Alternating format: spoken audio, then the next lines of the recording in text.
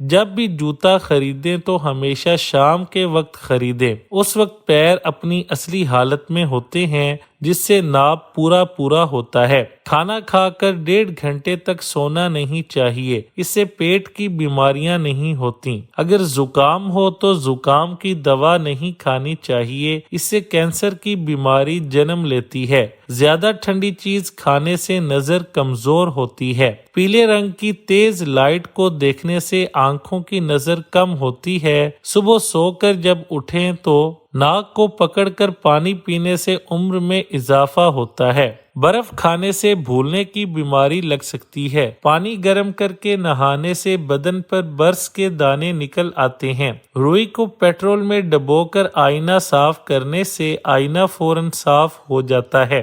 گھر میں چیونٹیاں بہت زیادہ ہیں تو چیونٹیوں والی جگہ پر سوکھا آٹا ڈال دیں، چیونٹیاں بھاگ جائیں گی۔